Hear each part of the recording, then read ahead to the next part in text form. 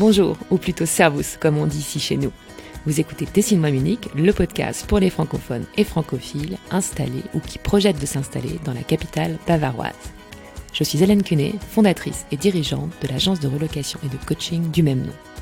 Mon métier est surtout ma mission et ma passion, tout mettre en œuvre pour que vous soyez chez vous, ici, à Munich.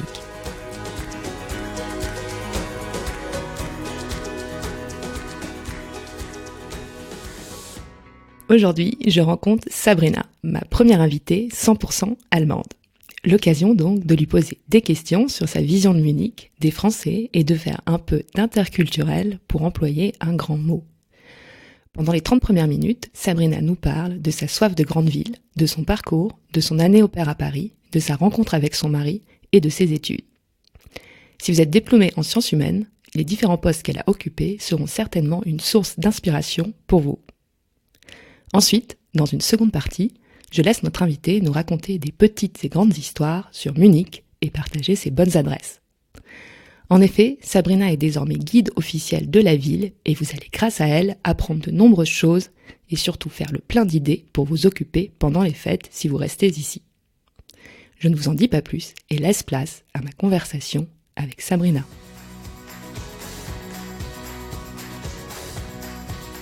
Bonjour Sabrina. Bonjour Hélène. Merci d'être venue jusqu'à moi. Je suis très très contente de te recevoir sur le podcast et comme je te l'ai dit tout à l'heure, tu es ma première invitée 100% allemande et c'est quelque chose auquel je tiens parce que le podcast est en français mais j'ai envie d'avoir des gens qui viennent de partout justement pour confronter leur regard. Donc voilà, grande première. Merci. Donc je sais que tu es allemande, je sais que tu n'es pas de Munich et de Bavière, je connais ta famille, mais on va dire jusqu'à tout ce qui s'est passé il y a quelques années, je ne sais pas. Donc on commence toujours le podcast par les origines et avec cette question-là, à savoir d'où tu viens. Alors je viens d'une petite ville à côté de Stuttgart et... Bon voilà, donc j'étais à l'école là-bas et je peux dire que tout mon parcours a un peu commencé par cette arrogance qu'ont parfois les adolescents, d'être convaincus de savoir toujours mieux que leurs parents comment ça se passe dans la vie. Okay. Et donc moi j'étais comme ça aussi. Et après le bac, j'avais décidé de faire une année sabbatique en France. Mes parents, eux, ils auraient bien aimé que je fasse le truc encadré par l'école. Il y avait un petit poste d'assistante à l'école de la ville jumelle, de ma petite ville. Seulement, moi, j'en avais complètement marre des petites villes. Mm-hmm. Et voilà, donc je venais d'avoir mes 19 ans et pour moi, c'était sûr que j'allais passer une année à Paris.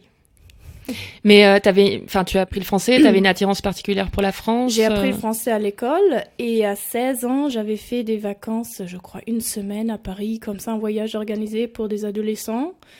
Et pour la première fois, je me souviens encore, je sortais du métro et c'est vraiment une impression de glamour et de vie il y avait quelque chose. Ok. Ouais, que tu n'avais pas dans ta petite ville. Vraiment pas dans ma petite ville, non. Et donc, pour moi, c'était sûr d'aller là. Donc, 3 ans après, mission accomplie, tu pars en année sabbatique. Et donc, tu vas effectivement à Paris. Et tu fais quoi là-bas? Parce que j'imagine qu'il faut subvenir à ses besoins.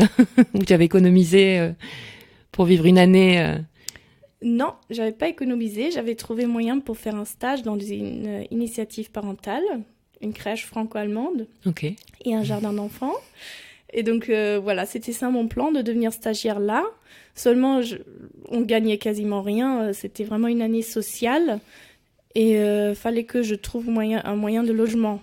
Et il y avait des familles de cette initiative parentale qui proposaient d'être fille au pair pour leurs enfants. Mais je me disais déjà à l'époque... Ça va peut-être être un peu beaucoup. Voilà, ça faisait peut-être un peu beaucoup d'enfants. Si je travaillais déjà dans le jardin d'enfants la journée, en plus d'être fille au pair. Donc, j'ai demandé s'il n'y avait pas des familles avec des enfants adultes et où on pouvait faire le ménage, repasser des chemises, quelque chose comme ça. Et il y avait une famille qui proposait une chambre contre des travaux de ménage. Et voilà, donc en été 2003... Je suis arrivée à Paris, chez cette famille. C'est leur fils adulte qui m'a ouvert la porte et c'était mon futur mari. Ah, d'accord, ok. Voilà. Et donc ça a, comment dire, intensifié mes liens avec la France, les Français et avec la langue française aussi. D'accord. Voilà. Parce que vous êtes mis ensemble quand t'étais à Paris, c'est pas quelque chose qui se fait plus tard, d'accord. C'est ça, okay. Donc c'était mon année sabbatique, j'ai connu Vincent et voilà. Donc après, on a eu plusieurs stations. Oui. Parce que oui, après un an, tu rentres en Allemagne, qu'est-ce qui se passe? Après, j'ai décidé de quand même faire mes études en Allemagne. Et je voulais aller à Berlin, mais effectivement, du coup, c'était un peu trop loin de la France. Et alors, finalement, on a fini par s'installer à Freiburg. Ok.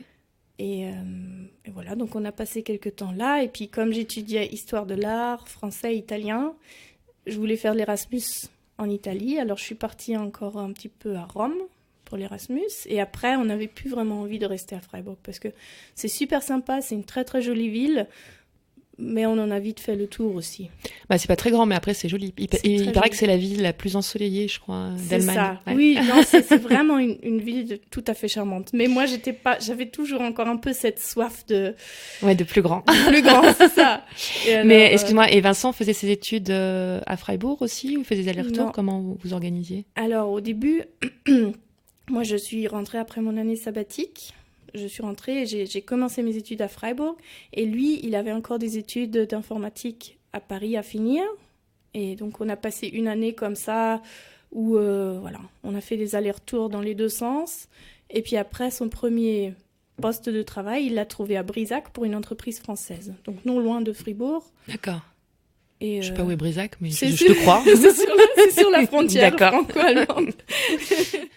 Ok, et donc tu fais ton Erasmus en Italie, et donc après Freiburg, qu'est-ce qui se passe? Après, on hésitait tous les deux, donc lui il était installé en Allemagne désormais, on hésitait entre Munich et Berlin, et après on a regardé un peu qu'est-ce qu'il y avait. Moi je pouvais étudier dans les deux villes, pour moi c'était pas la question, c'était plus pour le travail de Vincent. Alors il a vu qu'en fait là où il y avait un poste à Berlin, il y en avait 10 à Munich, et donc voilà. Et les salaires sont sûrement pas les mêmes non plus. Et les salaires, oui, mais bon, en même temps, à l'époque, les coûts de la vie à Berlin, c'était encore assez bas. Donc, Mais c'est plus ou moins pour ça qu'on a décidé de s'installer à Munich. Et dans notre naïveté, on avait prévu un week-end pour trouver un appartement. C'était en 2007. Et on a trouvé un appartement. Ah bon? Bah, super. J'ai cru que tu allais me dire, mais en fait, on n'en a pas trouvé. On a été à la rue pendant 3 mois. Mais vous connaissiez déjà Munich avant ou pas du tout? On connaissait comme ça. Oui, on avait fait des petits week-ends. Lui, quand il était plus jeune, avec des amis. Et moi, j'avais été avec mes parents. C'est pas très loin de Stuttgart. Ouais. C'est 2h30, donc... Oui, je connaissais comme ça un petit peu, mais ça faisait des années que j'avais pas été à Munich. Je savais juste que c'était une grande ville, qu'il y avait plein de moyens de sortie, de culture, de cinéma, de tout ce que je voulais. Et là, quand vous installez, Vincent a déjà son poste, c'est ça? C'est ça. Donc moi, je suis arrivée d'abord. Je me suis inscrite à l'université et pendant ce temps-là, lui, il cherchait encore en fait un poste de travail, mais il a mis 2 ou 3 mois, je crois seulement. Enfin, il n'a pas mis très longtemps à trouver. Et donc après, voilà, on s'est installé là. C'était à l'ouest de Munich, vers le Rotkreuzplatz, pas loin du château de Nymphenburg. Ok. Et un petit appartement sympa. Et oui, après, on s'est rendu compte de la chance qu'on a eue de trouver un appartement aussi rapidement. Et tu te rappelles des premiers mois à Munich, de ton impression? Donc bon, là, jackpot avec l'appart. Ouais. Et après, contente de la ville, ça répond à tes attentes. Qu'est-ce que... Oui, alors je me rappelle que je me suis tout de suite sentie super bien à Munich. Je pense que c'est vraiment la ville qui dégage quelque chose de très très positif. Et c'est un peu ce mélange parce qu'on a, comme j'ai dit, on a un choix énorme en ce qui concerne les événements, les concerts, oui, les cinémas, oui, les possibilités de sortie, les restaurants, même le centre-ville est toujours animé, donc c'est vraiment une ville vivante. d'un côté, ça a vraiment tout ce qu'il faut pour une capitale, bon, même si c'est juste la capitale de la Bavière, mais quand même. Et en même temps, le centre-ville n'est pas si grand que ça, et les quartiers de la ville sont quand même comme des petits, des microcosmes. Enfin, c'est vraiment petit. Ça reste quand même un petit peu comme une ville de province. Ça a un petit peu le calme et la tranquillité d'une ville de province quand on veut, mais on a moyen de sortir dès qu'on veut. Et oui, je pense que c'est ça qui... Et en plus, il y a cette ambiance particulière parce qu'on sent que les gens ici, ils sont bien. Ils sont installés, ils sont bien. Quasiment personne n'a envie de quitter la ville. La ville, elle attire des gens. On sent qu'il y a une grande qualité de vie et ça vient de cette bayerische Gemütlichkeit aussi, je pense. C'est un peu un cliché, mais c'est un peu vrai quand même. Quand on les voit assis, installés dans les Biergarten et qu'on a quand même encore toujours des personnes vraiment dans le costume traditionnel et c'est pas un déguisement, c'est un truc qui est vraiment vécu. Et je pense que, oui, cette fierté nationale des Bavarois qui fait que ça, c'est authentique. Et oui, il y a c'est ça, je pense. C'est le mélange parfait entre quand même être dans une grande ville et se sentir quand on veut un petit peu à la campagne. Ouais. Et tout le paysage autour, les lacs, les montagnes, toutes les possibilités qu'on a, je pense que c'est ça qui fait le charme de Munich. Par contre, je dois dire que ce n'est pas si facile que ça, que de trouver des vrais Munichois en copains.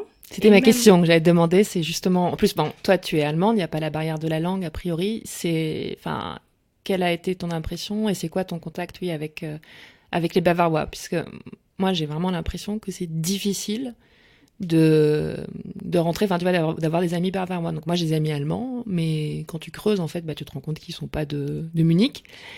Et les vrais Bavarois, non pas qu'ils soient désagréables, mais t'as l'impression qu'en fait, ça les intéresse pas trop, ou ils ont ce qu'il faut, justement, sur place, forcément d'élargir le cercle. Je pense que c'est ça un peu, oui. Pourtant, je sais même pas quel âge j'avais début de la vingtaine quand je suis arrivée ici, donc j'étais encore jeune. Les autres à l'université, tout le monde était jeune. Et en 12 ans que je suis ici, j'ai réussi à avoir 2 copines vraiment bavaroises. Elles sont pas de Munich, elles sont pas munichoises, mais elles sont bavaroises. Ok. Et ça a mis du temps. Et c'est vraiment, oui, j'ai l'impression que c'était aussi parce que moi, je les aimais bien, et que j'étais motivée. Et que tu t'es battue. Voilà, et ça a mis quelque temps avant que moi, je me fasse vraiment, que je me fasse recontacter par elles. J'avais l'impression que c'était vraiment... Et tu leur as posé la question ou vous en rigolez des fois? Oui, un petit peu, oui. Donc, et elles ont quoi? Elles t'auraient posé quelque chose? Elles ont une... Que tout simplement, on est bien ici, on est bien à Munich. Et surtout comme les gens, ils commencent à créer leur cercle d'amis, donc ils ont moins le besoin de chercher des nouveaux copains. Ils ont déjà leurs copains d'école, donc c'est des relations... voilà. Et je pense que c'est juste en vieillissant un peu, qu'on se rend compte que d'autres relations ou d'autres contacts, ça peut aussi apporter quelque chose. Mais oui, quand on a la vingtaine, on a encore les copains de l'école, on est encore jeune dans la tête aussi. Donc on n'a peut-être pas encore forcément ce besoin, à moins qu'on soit vraiment ailleurs, à l'étranger, qu'on ait vraiment une nécessité de s'ouvrir et de trouver d'autres contacts. Je pense que c'est pour ça. Et comme justement on est tellement bien ici, je pense qu'il y en a beaucoup qui restent ici. Oui, je pense, qui ne ressentent pas vraiment le besoin d'aller ailleurs. Pas comme moi qui venais de Wolfschlugen. Non, et je pense aussi que quand tu commences à t'expatrier, à voyager, tu es justement plus ouvert aux autres et à ce qui t'entoure, tu vois. Parce que je pense que tu as la même chose dans des villages en France où les gens ne bougent pas, et ils vont pas forcément avoir une initiative de s'ouvrir à d'autres personnes. Tu parles bavarois? Non, ça ferait faux. Ça ferait faux. Oui, mais tu pourrais, on va dire. Non, même pas, je crois. J'aurais pas ce... Non, ça ferait vraiment très, très artificiel. Et je trouve qu'il n'y a rien de pire que quelqu'un, même en français, quelqu'un qui essaye d'imiter l'accent d'une autre région et qu'on sent que c'est pas le sien. Ça fait pas authentique. Mais j'ai quelques expressions bavaroises préférés, comme par exemple le Strizi, c'est le petit coquin, ou Gmadewiesen, ça veut dire oh là là. Alors comment tu traduirais ça? Gmadewiesen, c'est le pré qui a été tondu, donc ça veut dire ça roule. D'accord. Super. J'aime bien. Ah, super. Ouais, non, mais voilà, donc tu peux ponctuer de quelques mots, phrases comme ça, mais pas plus. Mais je pense que c'est sympa, ça fait plaisir, mais après tu restes à parler Hochdeutsch. Oui, c'est ça. Et il faut dire qu'à Munich aussi, c'est pas comme le reste de la Bavière quand même. À Munich, la plupart de la population, ce sont des gens qui viennent d'ailleurs en fait. Les vrais Munichois sont dans les quartiers plutôt que tout le temps tous regroupés au centre-ville. Donc on peut vraiment croiser encore des gens de Munich, un petit peu à droite à gauche. Je sais pas en fait si les jeunes, les jeunes, ils n'entendent pas trop parler bavarois. Moi, là où j'entends vraiment du bavarois, ça va être par exemple quand tu vas au Biergarten ou dans une Brauhaus et que tu vois là, les personnes un peu plus âgées qui sont entre eux en costume traditionnel. Là, tu te dis, ah ouais, là, il est en train de parler bavarois, mais sinon... c'est pas ça. Au quotidien, tu vois, ou quand tu vas faire les magasins, je l'ai pas entendu. Non. Oui, je pense que c'est pour ça aussi, on se sent accepté dans la ville et c'est une ville très, très tolérante et très, très ouverte aussi. Quelque chose que j'adore, c'est... ça fait partie de cette Gemütlichkeit. D'ailleurs, la Gemütlichkeit, en français, c'est super dur à traduire ça. C'est une combinaison de plusieurs choses. C'est le bien-être, c'est le joli entourage et qu'on soit bien. Et la Geselligkeit. Et c'est aussi l'hospitalité. C'est ça. C'est la Geselligkeit, donc la sociabilité, qui fait partie de cette Gemütlichkeit. Donc, quand on va s'installer au Biergarten à côté d'un Bavarois, justement, mettons un vrai de souche en costume, et qu'on essaye de lui parler, ou que s'il a peut-être son petit chien à côté, il y a toujours des sujets de conversation qu'on peut trouver, on se rend compte qu'ils sont super ouverts, qu'ils sont vraiment très sympathiques. Et je pense que oui, ça fait partie de cette qualité de vie qu'on a ici à Munich. Non, mais je suis d'accord avec toi. Donc là, tu arrives, tu reprends tes études. Qu'est-ce qui se passe donc ensuite? Alors, j'ai fait des études en histoire de l'art. Ouais. Donc je savais que j'allais jamais avoir beaucoup d'argent.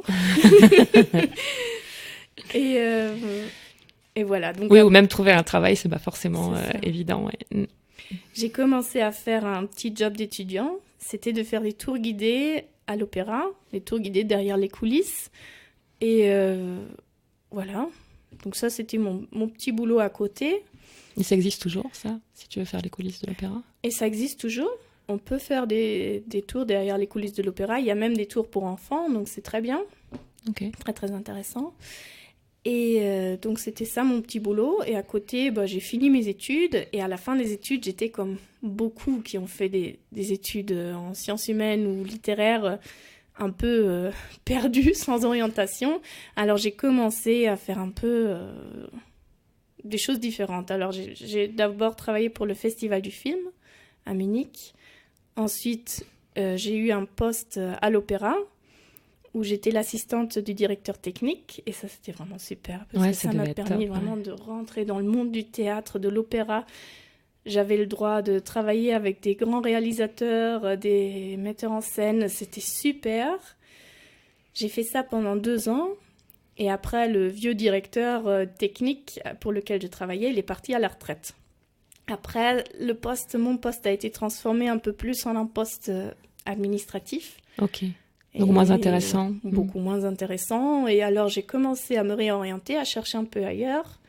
Et j'ai trouvé que la ville de Munich proposait des formations de 5 mois pour devenir guide officiel de la ville de Munich. Et je me suis dit, chouette, ça pour une fois, c'est quelque chose qui est vraiment en lien avec mes études d'histoire de l'art. Oui. Et j'ai postulé, j'ai eu une place pour cette formation. Et excuse-moi, ça se passe comment? Est-ce qu'il y a des prérequis pour pouvoir postuler? Comment ça se passe la candidature? Est-ce qu'ils sélectionnent, ils prennent pas tout le monde? C'est quoi les critères? Cette formation-là, déjà, normalement, elle n'a lieu que tous les 3 ou 4 ans. D'accord. Parce qu'il y a déjà beaucoup de guides officiels. Donc, mais bon, il y en a qui vieillissent, il y en a qui travaille plus, pour qui déménage. Donc, de temps en temps, il propose la formation. Et puis les langues, peut-être aussi, ça peut être Exactement. Un avantage. Exactement. Donc, les critères, c'est justement d'être une personne qui a déjà quelques connaissances un peu historiques, mais pas obligatoirement. En fait, ils évaluent le tout pendant l'entretien. Mm-hmm. Et voilà. Mais là, je suis arrivée à cet entretien et finalement, quelqu'un cherchait des historiens d'art. C'était vraiment super pour moi de voir ça, que je pouvais être recherchée avec mes qualifications quelque part. Et c'est juste, il y avait un tout petit problème, c'est que je me suis rendu compte un peu tard que j'étais enceinte et que j'allais pas pouvoir la faire, cette formation. Voilà, donc il y a mon enfant qui est arrivé, mon premier enfant, vraiment au moment de la formation. Et voilà, donc j'ai dû refuser de faire la formation. J'ai eu l'enfant, j'ai dû attendre d'avoir une place à la crèche. Oui, on a trouvé une crèche franco-allemande, c'était super. Là, on s'est rencontrés. C'est ça. Et voilà, donc après, forcément, une fois que mon fils il allait à la crèche, j'ai cherché qu'est-ce que je pouvais faire, mais à ce moment-là, il n'y avait pas de nouvelles propositions pour une formation de la ville. D'accord, parce qu'il avait passé le... C'est ça, donc il fallait attendre 3 ou 4 ans. Alors, il n'y avait pas cette possibilité-là, alors j'ai cherché un peu ailleurs. J'ai trouvé une agence de voyage qui font des voyages culturels. Il s'appelle Studiosus, je ne sais pas si... Voilà, c'est une agence qui propose des voyages pour des Allemands. Voilà, partout dans le monde, en fait. Et c'est vraiment des voyages culturels. Donc, ils cherchent toujours des historiens d'art pour faire les tours guidés sur place dans les autres pays. Et comme j'avais fait des études en Italie aussi, j'ai postulé pour devenir un guide de voyage en Italie, en Toscane. Et j'ai eu ce poste-là.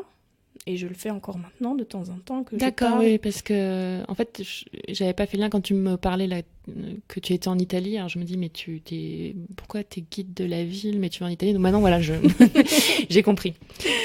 Et donc là, pour le coup, et donc tu accompagnes c'est des séjours plus longs et tu accompagnes les gens pendant tout leur voyage sur place. C'est ça, donc c'est moi qui fais tout sur place. J'organise le voyage et je leur fais vraiment tous les tours guidés.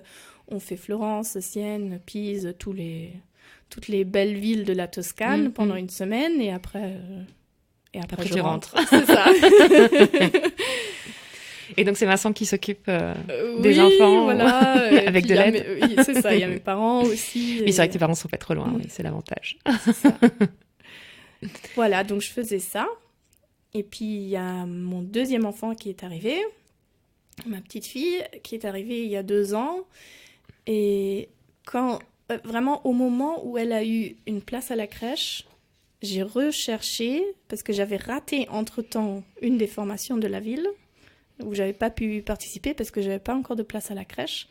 Et quand elle a eu cette place à la crèche, j'ai vu qu'ils recherchaient pour faire une autre formation pour des guides qui parlaient l'italien et le français. Ah. Et alors, un signe. Voilà. Donc il y a 1 an maintenant, j'ai commencé à faire cette formation. Et c'était 5 mois. Et qu'est-ce qui se passe pendant 5 mois? Donc ils t'apprennent effectivement plein de choses sur la ville, j'imagine? C'est 5 mois à temps plein. Donc avec les 2 enfants, c'était sportif. Surtout qu'il faut travailler le week-end. On étudie tout ce qu'on peut étudier sur Munich. On va visiter tout ce qu'il y a à visiter à Munich. Non mais super. On a été dans des endroits vraiment cachés, incroyables. C'était vraiment super. Et ça se passait toujours comme ça, qu'on avait un bloc théorique, l'histoire, par époque, donc c'était chronologique. Et ensuite, on visitait les monuments à Munich qui étaient en rapport avec cette époque-là. Et après, on faisait beaucoup de tests, de préparation à l'examen qui était... Et l'examen, c'est quoi? L'examen, alors il y a d'abord un examen écrit, comme à l'école ou comme à l'université. Ensuite, on fait une promenade en ville avec les examinateurs, et l'examinateur, il va te dire, bon, maintenant, Hélène, vas-y, nous sommes à Audience-Platz, raconte-nous quelque chose. Non, mais super, c'est bien, parce que je trouve que c'est très pratique, tu vois, c'est pas retranscrire quelque chose sur un morceau de papier, parce que c'est pas ce que tu vas faire quand tu vas guider les gens, donc... C'est vraiment, on t'examine sur la manière dont tu racontes, qu'est-ce que tu racontes, est-ce que tu as un fil rouge, parce que bon... L'idée, c'est pas de tout raconter, tout ce qu'on sait sur un endroit ou un monument. C'est plus de le raconter de manière à ce que ça reste dans la tête. Non, puis j'imagine adapter à ton public en aussi. Plus, oui. Ah oui, les adolescents, on va pas leur raconter la même chose. Voilà. Mais c'est fou parce que je trouve 5 mois...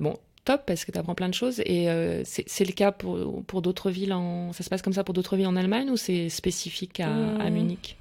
Non, on est quand même un pays fédéraliste, donc c'est toutes les villes qui font ça de manière différente. Et ce qui est dommage, c'est que le métier de guide n'est pas protégé. Donc, il n'y a pas un diplôme d'État reconnu partout en Allemagne et qu'on ne puisse s'appeler guide que si on a ce diplôme-là. Donc ça, c'est un peu dommage et c'est avec ça que la ville de Munich, elle essaye d'augmenter un peu la qualité des tours guidés en formant ses propres guides pour savoir que, voilà, il y en a au moins quelques-uns qui racontent pas trop des bêtises. Ouais. Et voilà, comme ça, le standard doit être un peu élevé pour... Non, encore, je me dis, c'est... Enfin, ça m'étonne pas, si tu veux, dans la logique là, de la Bavière. Et, effectivement, et je pense que c'est pas la même chose partout. Ouais.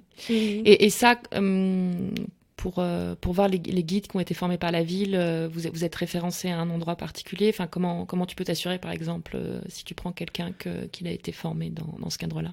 Si on veut être sûr d'avoir un guide de la ville, il faut réserver un tour guidé à l'office de tourisme. Ou sinon, il y a l'association des guides de la ville de Munich, le MGV, et ils ont un site, et là, il y a vraiment une liste de tous les guides, et on peut trier par langue aussi. Donc, on peut mettre, par exemple, français, et après, il y a tous les guides francophones sur le site de la MGV. C'est le Münchner Gästeführerverein. Et on peut entrer dans cette association uniquement si on a passé l'examen de la ville. Et c'est vraiment ça... Oui, moi, ça m'a ouvert les yeux. C'est maintenant, je suis toujours en vélo. Et quand on connaît l'histoire de la ville et de certains immeubles devant lesquels on passait, tout simplement, j'ai vraiment eu l'impression de m'approprier la ville. C'est vraiment super. Donc, je te pose encore 1 ou 2 questions techniques, puis après, je vais te laisser raconter, je sais pas, 1 ou 2 histoires sur Munich, ou peut-être un bâtiment que personne ne connaît. On verra. Donc, là, maintenant, tu es diplômée. Tu peux guider des gens en 3 langues, c'est ça? En allemand, français, que tu parles parfaitement, on a entendu, et en italien aussi. C'est ça, oui. Ouais. Donc, si on veut, de toute façon, pour trouver le contact, etc., je fais toujours un article sur le site, et donc je mettrai tous les liens vers toi. Si on veut t'embaucher pour organiser un tour, alors est-ce que tu travailles par exemple qu'avec des privés ou tu peux travailler avec tout type de public, parce que ça peut être par exemple, je sais pas, une entreprise qui a envie d'organiser quelque chose. Comment ça se passe? Alors, la ville, elle forme les guides, mais après, les guides sont complètement indépendants. Et la ville veut que les guides diplômés, les guides officiels de la ville, ils aient leurs propres clients. Donc, on n'est pas en concurrence avec l'office de tourisme. C'est l'office de tourisme qui veut que nous, on ait nos propres clients. Et du coup, n'importe qui, que ce soit des privés ou que ce soit des entreprises, peut me contacter pour faire des tours guidés. Je suis complètement à mon compte. Et t'as une spécialité où en fait tu fais les choses à la carte selon les demandes des gens? Alors, ma spécialité, c'est pour le moment encore Munich. Donc, ce que je ne fais pas encore, ce sont, par exemple, les châteaux de Bavière. C'est quelque chose que je ne fais pas pour le moment, mais que j'ai prévu de faire plus tard. Donc, pour le moment, tout ce qui est à Munich, voilà, c'est ma spécialité. Donc, je fais aussi bien le tour classique de la vieille ville, du centre-ville, tout comme les châteaux, par exemple, le château de Nymphenburg ou la résidence, ça peut être les musées. Donc... Et après, c'est sur demande aussi. Si quelqu'un me dit, oui, moi, j'ai envie de faire un tour pour les enfants... tu t'adaptes, ouais. Je m'adapte, je prépare... Ok, super. Là, voilà, ça va bientôt être les vacances. Il y a peut-être des gens qui vont rester. Est-ce que je sais pas, tu as une histoire ou un lieu dont tu pourrais nous parler? Peut-être quelque chose de pas super, connu. De pas super connu, alors je sais pas. Ou peut-être dont on connaît pas l'histoire. Enfin. Une de mes histoires. Alors c'est Munich, c'est vraiment difficile de penser la ville de Munich sans les souverains de Bavière, les Wittelsbacher, qui l'ont quand même formé parce qu'ils sont devenus ducs de Bavière et puis ensuite, grâce à Napoléon, au 19e siècle, ils sont même devenus rois. Et du coup, c'est vraiment eux qui ont formé la ville.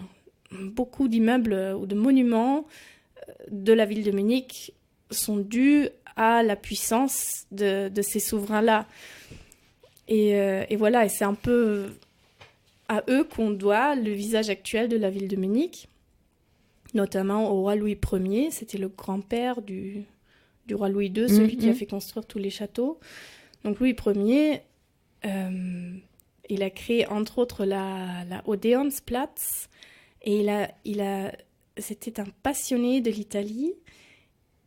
C'est comme s'il avait été en Italie se chercher des souvenirs de monuments, et après il les a implantés à Munich, sans se soucier si le peuple allait comprendre qu'ils allaient tout d'un coup se retrouver devant le Palazzo Pitti, à la Max-Joseph-Platz, ou devant la Loggia dei Lanzi, par exemple, le grand monument à Florence, qui est à Munich, la Feldherrnhalle. Donc c'est vraiment une copie, presque à 100%, du monument italien à Florence, ou alors l'Arc de Constantin, la Siegestor.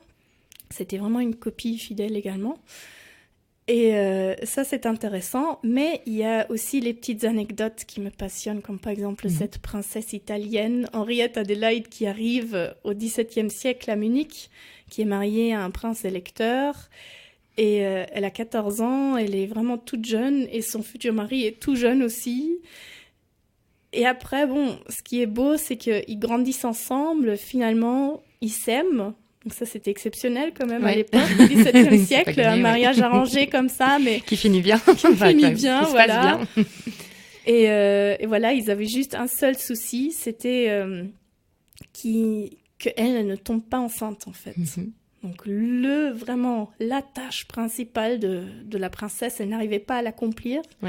C'était dramatique. Et 10 ans après leur mariage, finalement, elle a eu une fille. Mais les filles, ça suffisait pas. Il fallait qu'elle ait un garçon.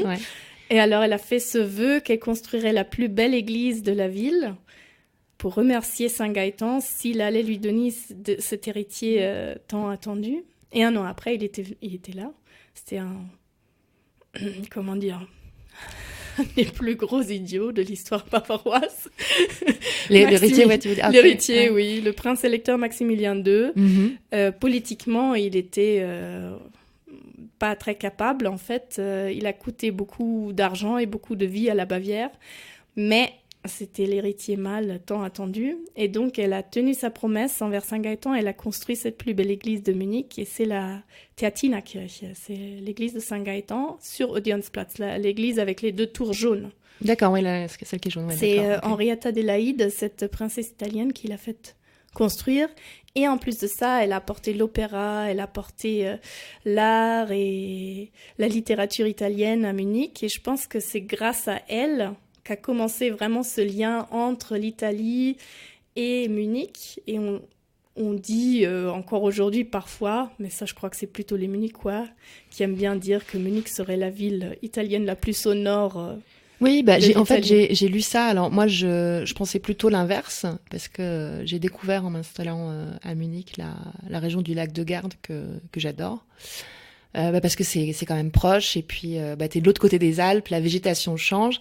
Et je dis c'est l'Italie encore allemande en fait, parce que effectivement quand tu essaies même de parler français, ce qui marche des fois en Italie, où tu rajoutes un A, un O, ça va.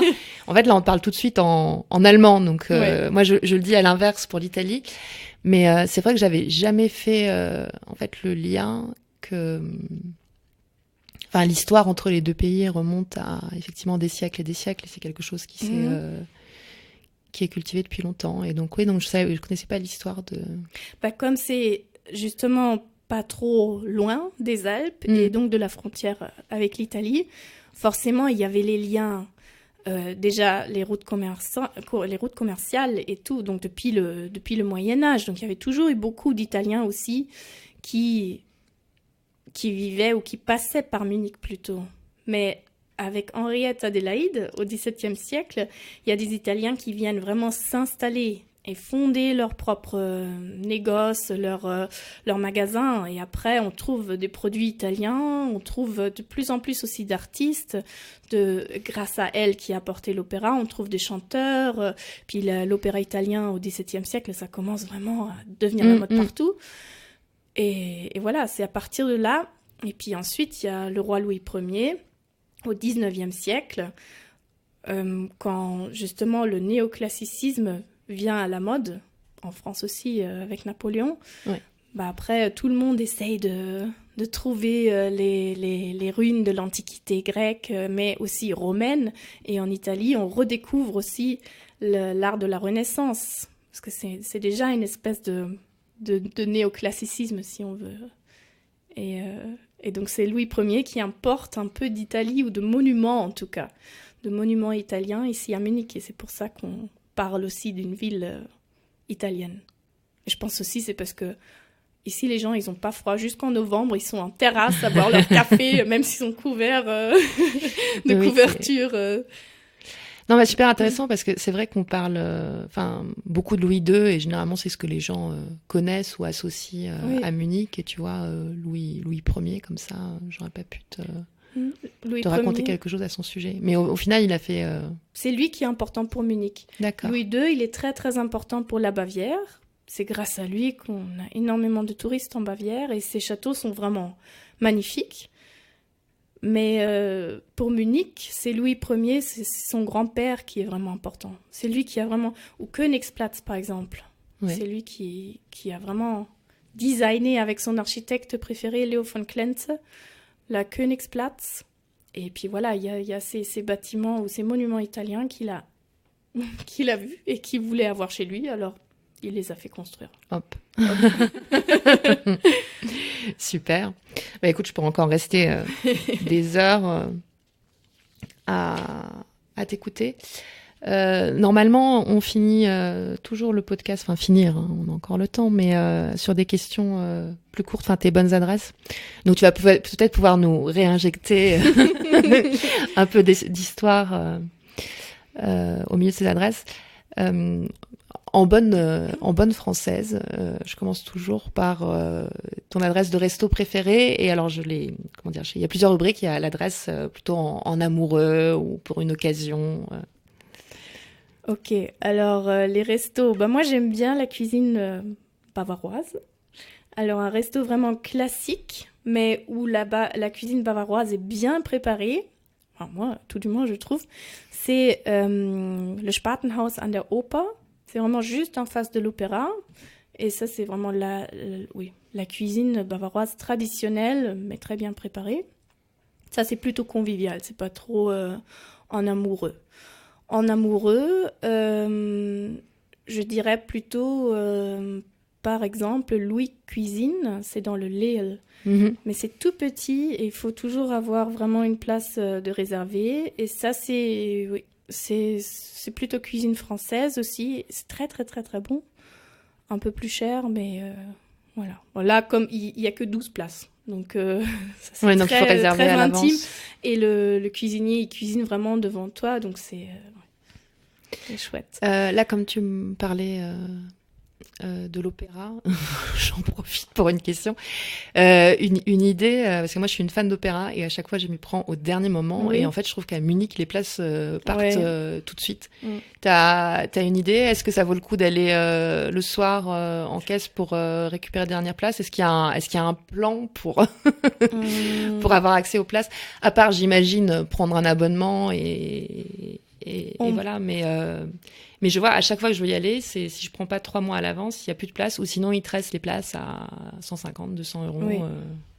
Alors là, malheureusement, effectivement, si on sait qu'il y a le mieux, si on est vraiment fan et qu'on a un certain opéra qu'on veut voir, le seul moyen pour avoir des places, c'est en fait de s'acheter en début de saison, c'est-à-dire en septembre, octobre, le programme.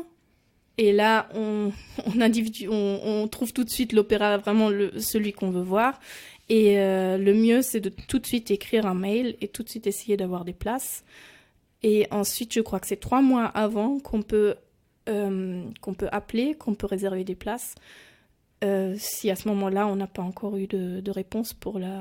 Ah d'accord, tu veux dire qu'avant qu'elle soit mise en ligne sur le site, tu peux déjà demander... Oui, on peut déjà directement envoyer, mais après, il le traite, je crois, 3 mois avant. Il commence à traiter toutes les demandes de réservation écrites. Donc normalement, autour des 3 mois avant, on doit recevoir une réponse. Et après, si on a une réponse négative... il y a un autre délai, mais je me souviens plus lequel, c'est si c'est 1 mois avant ou si c'est aussi 3 mois avant, où on peut réserver par téléphone ou online. Okay. Et là, bah voilà, si on a une réponse négative pour la réservation écrite, bah là, voilà, je suis.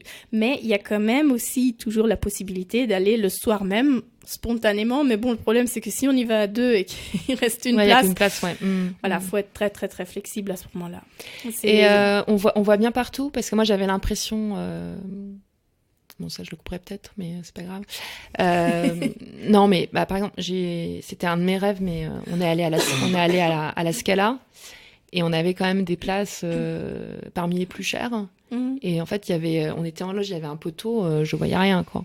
Et bon, c'est peut-être le théâtre comme il est fait. Alors tu te dis, c'est un peu ça. Et là, à Munich, j'avais quand même l'impression que, bon, sauf peut-être si t'es en haut, debout, tu vas quand même pas trop mal de partout. Donc t'es pas obligé d'acheter la place la plus chère pour... Oui, alors l'idée à Munich, c'est, comme c'est un théâtre qui a déjà été construit au 19e siècle, c'est déjà un peu plus démocratique, donc il n'y a pas toutes les loges comme dans les théâtres de cour des temps plus anciens. Donc, ce qui est le cas à la Scala, c'est ça? Voilà, donc les rangs sont ouverts, donc il n'y a pas vraiment de loge, il y a juste la loge royale. Donc en principe, on voit bien, mais ça compte si on est au premier rang. Parce que si on est sur le côté, au 2e, 3e rang, c'est vrai qu'on voit aussi juste un tout petit bout. Donc en fait, il faut prendre une place centrée. Et après, tu peux être un peu en hauteur, c'est pas grave, mais pour bien voir la scène, puis éviter les côtés. Ça, voilà. Et plus on monte, et moins c'est cher. Donc si on est sur le 5e rang, c'est la galerie, mais qu'on a une place vraiment devant, au centre, bah là après on peut amener les jumelles et on voit très bien. Voilà. Okay. Ou sinon, faut dépenser, quoi. non, mais merci, je note. Et il y a aussi, ça c'est pour qui a des enfants un peu plus grands déjà qui vont à l'école. Il y a toujours, mais ça aussi c'est très très vite complet, des représentations, ça s'appelle Familienvorstellung. Et là, les enfants, ils ont, donc c'est souvent genre Hansel et Gretel ou le lac des cygnes, etc. Où les enfants, ils payent beaucoup moins, ils payent 10 € et les parents, ils payent le tarif plein. Mais là, on a plus moyen d'avoir des bonnes places aussi parce que c'est pas souvent, ils font un spectacle l'après-midi aussi. Souvent, ils font ça avant Noël aussi, mais bon. Là, on va être un peu trop tard. Là, c'est un peu trop tard, voilà. Mais l'année prochaine. Tu me demandais aussi, pour ceux qui restent là pendant les vacances, quelles pourraient être des excursions chouettes à faire. Quelque chose de tout simple et de pas très loin que moi j'adore toujours, c'est surtout quand il y a de la neige, c'est d'aller au château de Nymphenburg. Et sur le canal, quand c'est vraiment gelé et qu'on peut marcher dessus, ils font le Eisstockschießen. Je sais pas si tu connais. C'est vraiment une des grandes traditions munichoises. Je connais le sport, mais j'ai jamais vu là. Ça, c'est vraiment bien. Donc, tout le monde en mitouflé sur le canal. Et c'est une espèce de pétanque sur glace.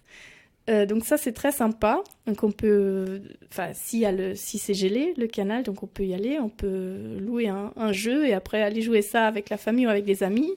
Ensuite, faire un petit tour dans le parc du château. Magnifique, on peut visiter l'intérieur du château aussi. Et il y a le super café là dans l'ancien Palmenhaus, là où ils avaient les palmiers, pour se réchauffer. Donc ça, c'est une excursion munichoise que je trouve très très sympa en temps d'hiver justement. Et le parc, il est magnifique. Oui, comme tu disais, soit pendant les vacances, soit par exemple un samedi ou un dimanche, et puis bruncher, parce que je crois qu'ils font un brunch le dimanche à la Palmenhaus, ou sinon aller boire un café ou manger un repas normal. Ouais. Mais c'est vrai que le parc du château est magnifique. Et un autre truc chouette à faire aussi, c'est un tour du toit du stade de la Olympiastadion. Parce qu'en fait, on peut monter. Bon, après ça, c'est vrai qu'en hiver, quand il y a le verglas et la neige, ils le font pas. Mais là, avec un temps comme il fait aujourd'hui, avec le soleil, ça doit être magnifique. On voit jusqu'aux Alpes. Et on apprend un peu sur l'histoire de ce stade. C'est quand même spectaculaire, l'architecture. Et de grimper dessus et de vraiment se hisser sur le toit et de sentir les vibrations. Et là, de se remettre dans la tête des architectes qui ont dû concevoir ça dans les années 60. Parce que bon, les Jeux Olympiques, c'était en 72. Ça, c'est vraiment... c'est super. Ouais. Et ça, il faut réserver à l'avance pour faire ce type d'excursion ? Oui, ça, il vaut mieux le réserver en avance. D'accord, ouais. Je mettrai le lien. Et toi, tu peux accompagner les gens sur le toit Sur le toit, non. Ils ont leur propre guide qui s'y connaissent en escalade et tout. D'accord, ok. Bon, génial. Je vais noter tout ça. Donc, on a parlé du dîner en amoureux. Alors, après, une soirée entre filles, voilà, admettons, là, quand on a envie d'aller manger avec Émilie, on va où? Moi, ce que j'aime bien aussi, c'est le bateau, là. C'est la Alte Utting qu'ils ont ramené, qu'ils ont mis au sud de Munich. Là, on peut manger aussi, mais c'est un peu plus... il y a des concerts, il y a des spectacles et des événements, et ça, c'est plus quelque chose que je verrais comme soirée entre amis. Plus, sur le bateau, c'est chouette, et je trouve que c'est vraiment quelque chose d'exceptionnel, qu'ils ont bien fait de mettre à Munich, et que tant qu'il reste encore des petites zones urbaines, un peu pas toutes... stérile, toute propre. Carré, propre, etc. C'est vrai que... Ou alors le Bahnwärtertil qui est non loin de là, pour des petits concerts. C'est vrai que c'est très sympa. Et puis en plus là, ils l'ont aménagé un peu en marché de Noël. Le bateau, donc c'est sympa. Et il y a toujours effectivement normalement le week-end une programmation musicale. Et c'est ouvert en journée, oui, le week-end aussi, je voyais là pour ça peut, parce que c'est aussi adapté. Si tu vas le matin ou le midi, tu peux y aller aussi avec les enfants. Un autre truc que je trouve intéressant, c'est le Werksviertel, parce que là, ils sont vraiment en train de créer tout un nouveau quartier. Et ça, je suis très curieuse de voir comment ça sera quand ça sera fini, parce que l'idée, c'est de créer une interaction entre les gens. Donc, tu as des appartements, des écoles, mais des magasins aussi, des ateliers d'artistes. Puis tu as les moutons là sur le toit de l'un des bâtiments. C'est à côté de Ostbahnhof. Et voilà, et là aussi, il y a des restos, des bars. Et ce que j'ai lu aussi, c'est que notamment Audi, leur équipe développement et immobilité, elle allait être basée justement là dans le Werksviertel aussi. Donc c'est vraiment ça. Pour créer là, un nouvel espace urbain, et ça c'est intéressant à voir ce qui en viendra. Oui. Et ça, on peut y aller aussi, pendant les vacances. On a peut-être déjà plus ou moins répondu à la question. Et là, plutôt un endroit avec les enfants où tu peux emmener les enfants pour manger. Alors peut-être où il y a une Spielplatz ou un coin pour les occuper. Est-ce que tu vas pas les emmener, je pense, à Louis Cuisine Non, je sais pas, avec les enfants, nous, ce qu'on aime bien, c'est quand même d'aller dans le Deutsches Museum. Parce que c'est vrai que le coin enfant est sympa. même avec les plus petits. Et puis rien que de voir les gros bateaux, les avions, c'est déjà super. Puis on peut monter jusque sur le toit, je sais pas si tu l'as déjà fait, au-dessus du planétarium. Et là, on a une super vue sur toute la ville. Ça, c'est sympa. Et mais tu disais pour aller manger avec les enfants. Oui, et par contre, ce que j'allais dire, sur le Deutsches Museum, c'est il faut faire attention quand même parce que c'est un des rares qui peut être pris d'assaut pendant les week-ends et les vacances. Mais tu peux acheter en fait tes places en ligne à l'avance. Et ça, c'est bien de le faire parce que moi, je me suis fait avoir une fois. Et puis quand tu essaies de le faire en ligne dans la queue, en fait, comme tout le monde est sur le portable en même temps, le réseau ne passe pas. Donc, ou par exemple, s'il fait très moche, très froid, et que c'est un dimanche, il vaut mieux réserver parce que là, pour le coup, autant je trouve qu'ailleurs, dans les pinacothèques, généralement, tu passes sans souci. Mais là, je pense que c'est bien de prendre la place à l'avance. Ouais. Oui, je te disais sinon pour manger avec les enfants. Alors, ce qu'on avait déjà fait aussi, c'était d'aller dans le Verkehrszentrum du Deutsches Museum. C'est un peu moins en foulée. Non, c'est carrément moins en foulée. C'est à Schwanthaler Höhe. Et c'est un musée avec plutôt des voitures, des trams, etc., des trains. Donc en général, ça leur plaît. Ils peuvent courir un petit peu. Et à côté, tu as un resto, il me semble que c'est un Augustiner. Okay. Très très grand, avec un espace aussi où les enfants peuvent jouer. Voilà, donc ça c'est... Et en été, quand il fait beau, il y a le parc. Donc tu as le Biergarten et tu as le parc à côté. D'accord, donc super, ça c'est assez sympa, Je mettrai pour les enfants. L'adresse. Tu m'as dit que tu aimais bien la cuisine bavaroise, donc ton plat préféré. Mon plat préféré, ça varie. Souvent, c'est vraiment le jarret de porc, le Schweinshaxe. J'aime bien. Okay. Accompagné d'une bonne choucroute et d'un knödel. Et là, admettons, tu as des amis qui viennent à Munich, tu veux leur faire découvrir quelque chose de typique et local, tu les emmènes où? Je pense qu'on ferait quand même un petit tour du centre-ville classique parce que c'est tellement dense, le centre-ville. Et les gens qui ne connaissent pas encore Munich, je leur ferais quand même d'abord découvrir toute cette gloire des Wittelsbacher comprimée dans le centre-ville, mais en faisant peut-être des petits détours parce que il y a un endroit très spécial, c'est la Kunstmühle.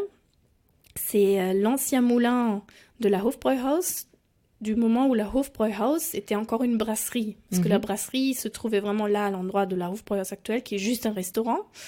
Et à côté, il y avait un moulin, déjà vraiment depuis le Moyen-Âge, il y avait un moulin à cet endroit-là.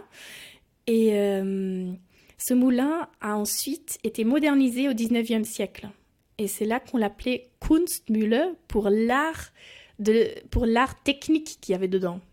Parce que le progrès technique était vu aussi comme un prodige de l'art. Et donc, c'est la Kunstmühle. Et le chef actuel, en fait, il a découvert qu'il allait jamais pouvoir être en concurrence avec les grands moulins industriels. Alors, il a tout remodifié. Il a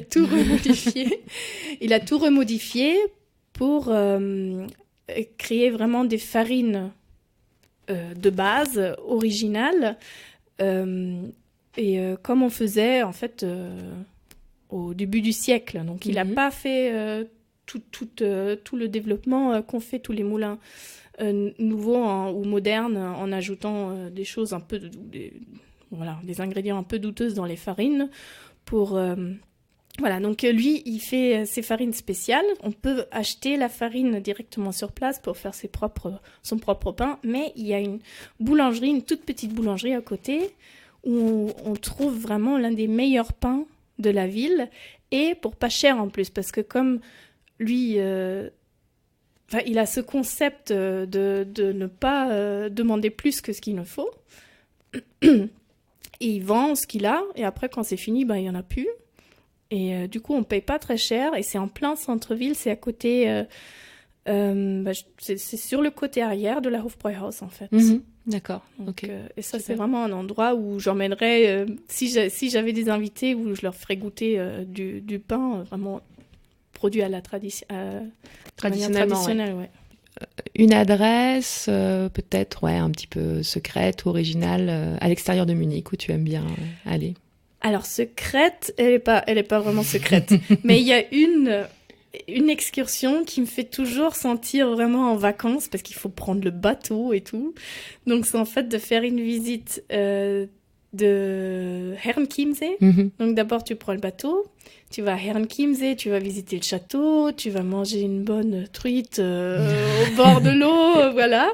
Et après, tu reprends le bateau, tu vas sur la Fraueninsel, la toute petite île sur laquelle il y avait une super colonie d'artistes aussi.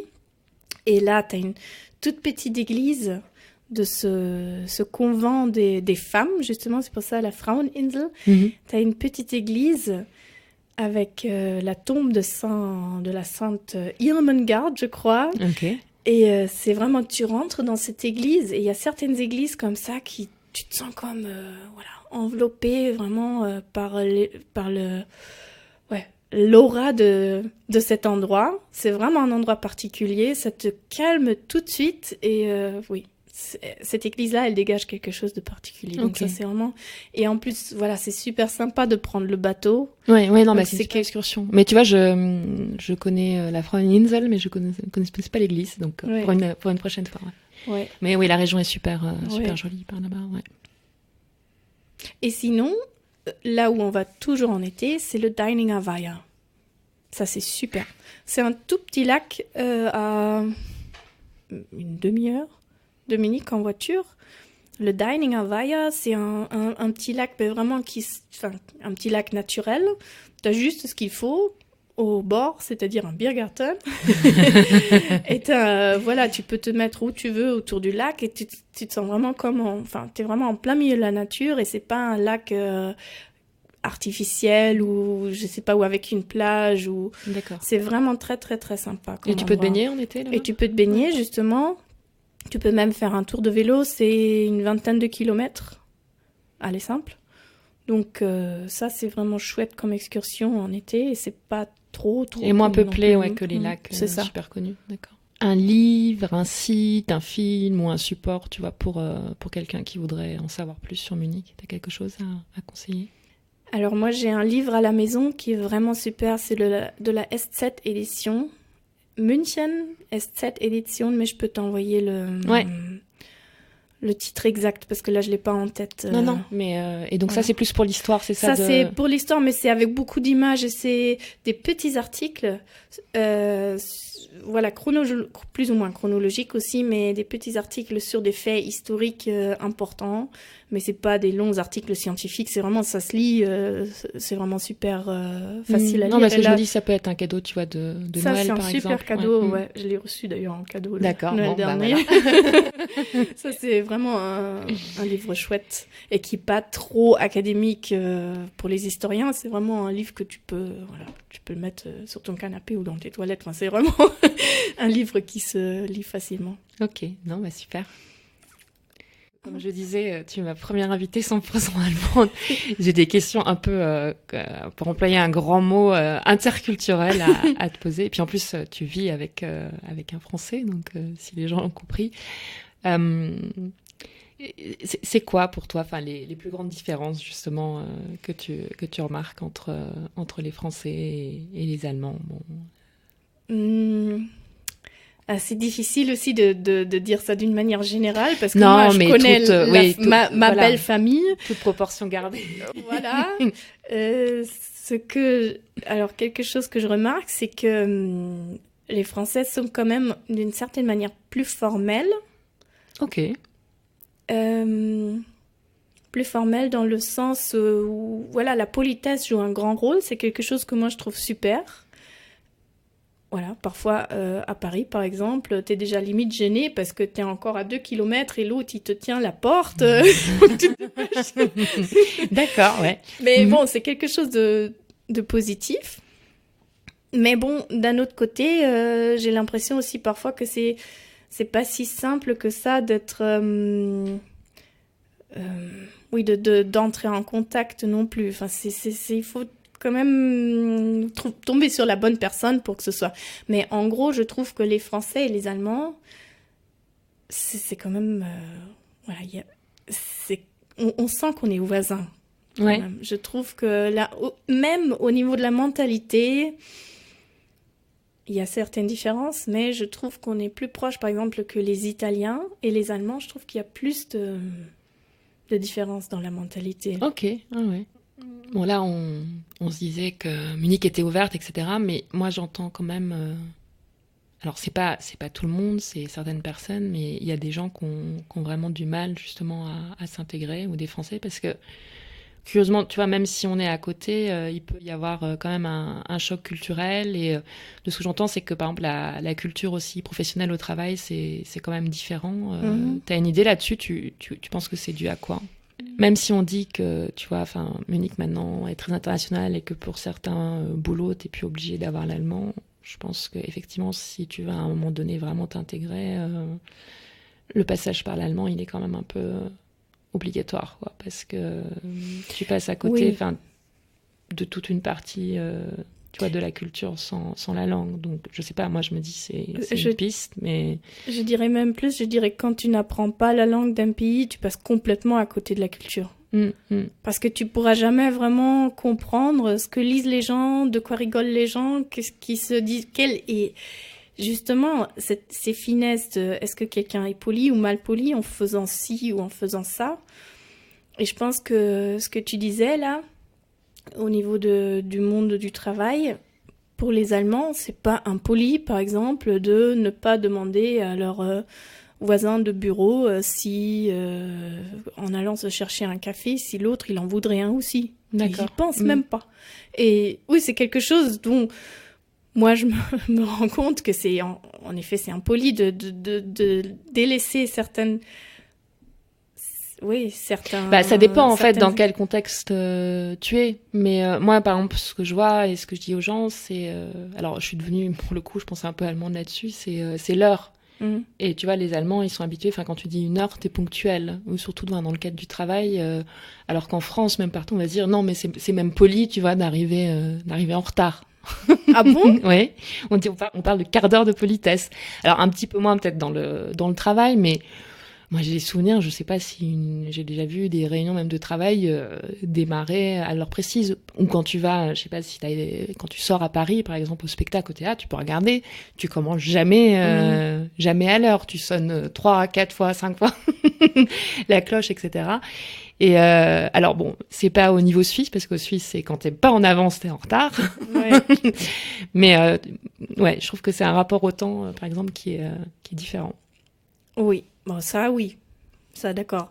Et c'est vrai que on parle toujours de cette discipline allemande. C'est vrai que c'est un peu un cliché, mais effectivement... le feu rouge. Le feu rouge, il n'y a pas de voiture, il n'y a personne. C'est une toute petite rue latérale. Voilà, on va quand même attendre que le feu il passe au vert juste par principe. Mais oui, ça, c'est vrai que ça, c'est quand même des différences de mentalité, je pense. Que, voilà, on apprend à respecter les heures ponctuelles ou pas.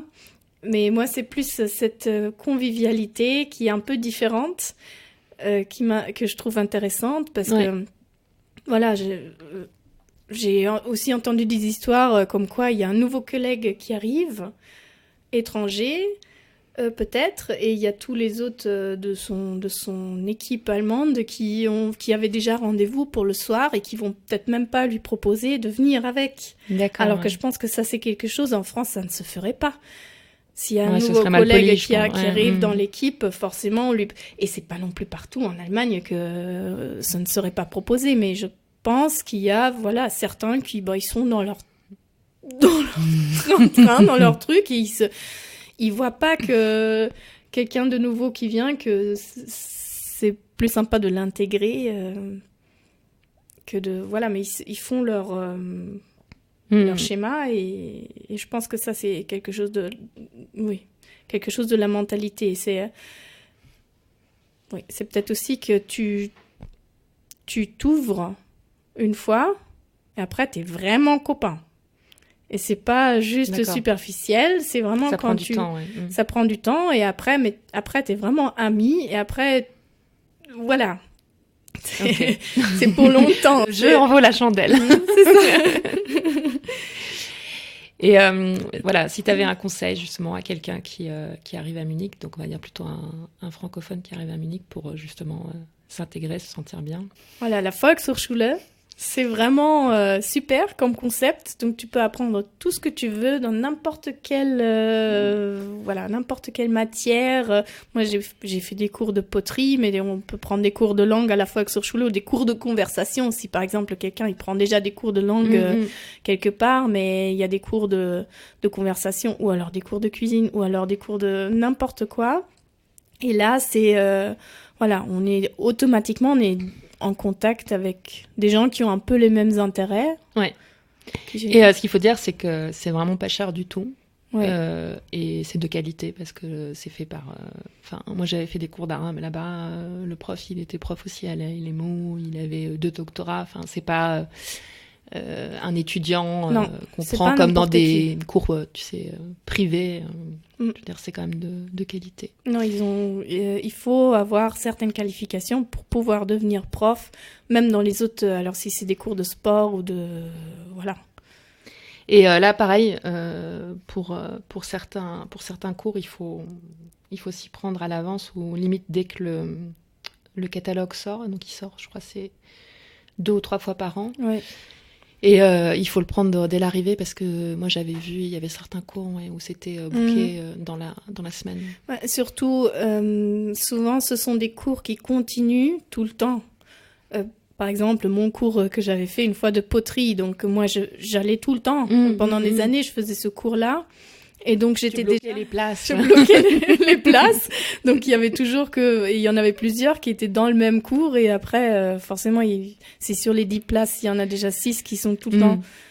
Donc voilà, donc on a intérêt à vraiment dès que le programme il sort à s'inscrire le jour même. Parce que tu vois, c'est ça en fait à Munich, ce que je me disais, ce qui est difficile non, mais c'est une organisation pas possible parce que effectivement, il y a des offres culturelles, mais en fait, les trucs sympas, c'est si t'es pas au courant ou que tu les as pas notés dans ton calendrier, c'est mort. Par exemple, là, mais je l'ai fait, mais parce que justement, j'ai retenu une leçon l'année dernière, j'ai regardé sur la Volkshochschule et dans les musées, là, sur les Pinakothek, les Familienführung ou les ateliers qu'ils avaient pour les enfants. Et en fait, j'ai pris en septembre les places jusqu'à janvier. Ouais. Parce qu'effectivement, si tu t'y prends quelques semaines avant, comme c'est limité, il y a plus rien. Ouais. Et tu vois, c'est comme l'opéra et tout. Tu te dis non, mais en fait, il faut te faire un planning limite 1 an à l'avance pour. Ouais. En tout cas pour des choses comme ça. Donc c'est sportif. Ouais, mais c'est ça aussi où on voit que les gens à Munich ils sont bien parce que tout le monde en profite. Vraiment, oui, ils sont au courant en fait, c'est ça, ils sont au courant, ils ont l'habitude et donc ils savent quand est-ce qu'il faut faire c'est ça. les choses. Donc c'est ça qui est peut-être plus compliqué quand tu arrives. On approche de la fin, le podcast s'appelle Dessine-moi Munich. Donc si tu avais une couleur, un adjectif, un tableau, un monument, comme tu veux, pour dessiner ton Munich, ce serait quoi ? Je pense que je vais tout simplement te dire mon endroit et mon moment de la journée préféré. Ouais, super. Et mon endroit préféré. On ne l'a jamais fait. Et c'est toujours, c'est toujours le même moment. En fait, j'arrive en vélo. Dans mon dos, j'ai le Maximilianeum et je traverse la Maximiliansbrücke. Je regarde à droite et je vois l'Isar, qui est super comme fleuve et qui exprime vraiment aussi beaucoup de... c'est grâce à ce fleuve-là aussi, entre autres, qu'existe la ville. Donc je regarde l'Isar et entre les arbres, je vois au loin l'ange de la paix, le Friedensengel doré, qui scintille entre les arbres comme ça. Et c'est vraiment... on peut regarder au loin tout en étant entouré de monuments super beaux. Et c'est là que je me sens en fait vraiment prête pour la journée. Et vers quelle heure alors tu disais le matin? Moi en général c'est le matin, entre 8 et 9 heures. Quand le soleil il se lève, c'est pas vraiment le lever du soleil, mais quand le soleil, c'est le soleil du matin qui éclaire l'ange de la Friedensengel, qui d'ailleurs est un symbole, ou qui était censé être un symbole entre l'amitié franco-allemande. Okay. Et voilà, tu descends ce pont et derrière toi, tu as le Maximilianeum. À ta gauche, tu as les églises. Tu vois déjà un peu la silhouette de la ville et c'est super. Non, puis Lisa, c'est vrai. Ouais. Et Lisa, c'est... Ouais. Et donc, la dernière question, si tu devais partir de Munich, qu'est-ce qui te manquerait le plus ? Alors, je pense que c'est la combinaison de cette vision de grands monuments, oui, tout simplement beaux, qui ont été faits par des humains, et justement, toutes les sources de plaisir qu'il y a. De bons repas, de beaux concerts, de spectacles et de petites ruelles sympathiques. Et voilà, je pense que c'est ça qui me manquerait. C'est vraiment je me sens vraiment chez moi. Et tu te verrais, par exemple, vivre à Paris ?